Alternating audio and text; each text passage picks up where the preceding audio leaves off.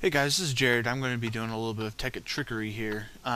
What this is involving is lots of combustion engines. All these engines that you see here from Buildcraft, they're combustion engines, and as you all know, combustion engines can explode, and especially if you have a lot of them like this, a normal Buildcraft pump, you're going to have more combustion engines and have a lot of engines hooked up to it to be able to keep them all cool enough um, to actually function constantly. These have been on for a really long time, like enough. Actually, it was about triple this. I actually moved the tanks out a little bit, so they were where these stone pipes were, but I wanted them to have shared space, so I moved them out and combined them with a stone pipe.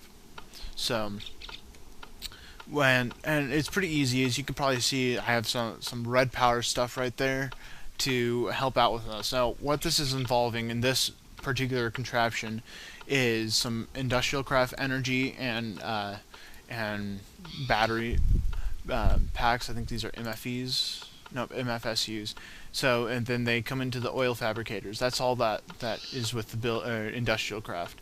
And then it goes in through these pipes, and sometimes I get this little glitch. I don't know exactly what's going on, but it stops pouring oil into them, so I have to kind of check it. I don't know exactly what that is, or if there's anything I can actually do to do that. But it's also going into these refineries right here. So underneath is the engines, and underneath that, as you can see, there's buckets of water going in there.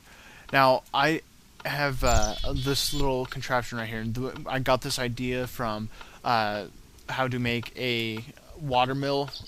There's lots of videos about that, and if you have seen those, then you probably already know where I'm going with this. Basically, you just need a lot of buckets and being filled up and everything from this. And I'll show you how to do this here in a second, but what it's doing is basically filling up the buckets with this deployer and sending them out with the filter, and retrieving empty buckets back with the retriever or receiver.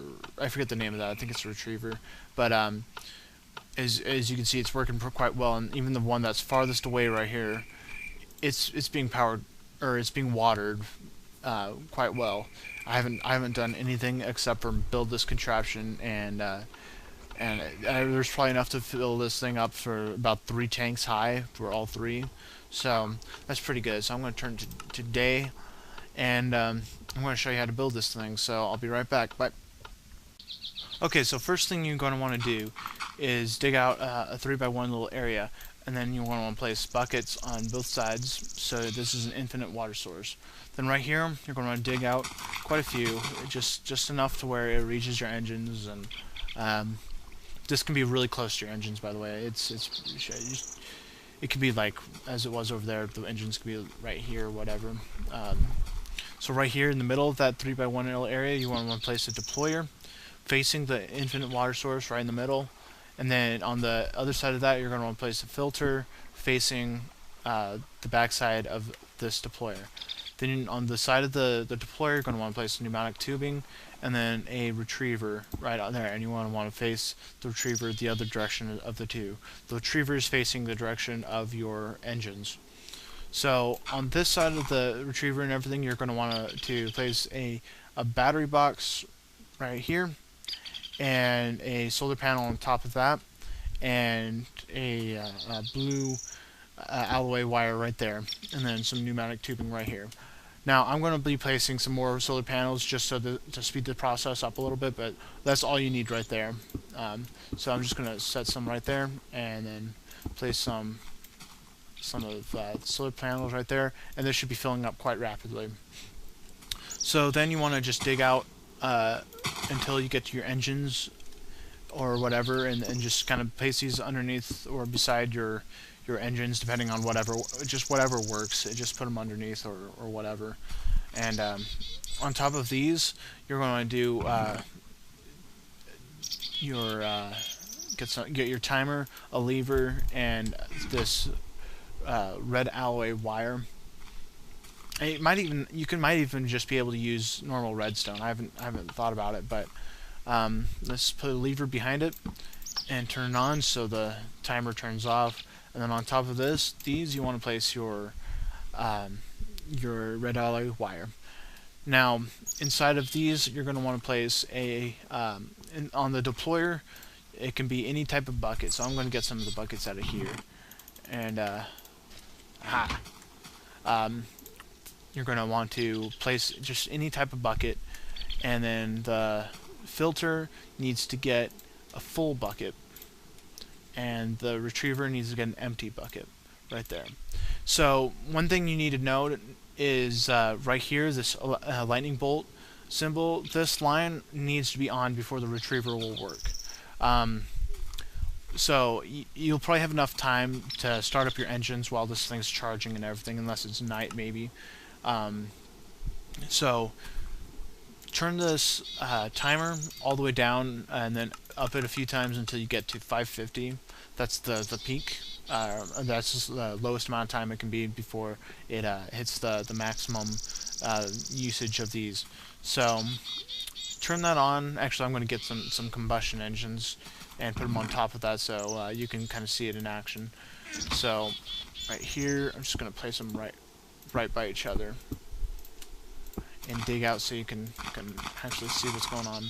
So I'm going to unpower this, and you should see some water buckets flowing out, and they're all going into this one. And you'll notice it's probably not going to be enough. So you just fill this up with water buckets or whatever, and the more you have, the better it's going to work. And you can see this one's starting to get a water, and then that one will, and then that one will, and then this one will. So the more buckets you have, like I said, it's going to fill these things up faster. So these things can be going on for a long time, and I've never had one explode under this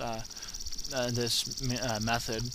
And this one I have like, I'm not even sure how many, but you can obviously tell that that's a lot. And with a Buildcraft pump, you're going to have to put more combustion engines, more steam engines, and whatever, and it's just not going to be nearly as good as a system as this. So, because I've had a combustion engine on a pump fueling or watering down 3 combustion engines that were going, and it just they blew up in pretty much no time at all, and I had to be like really careful on filling up, and I basically had to fill them up more. I filled them up more than the pump did actually, but they ended up blowing up, and there's really nothing I could do. So now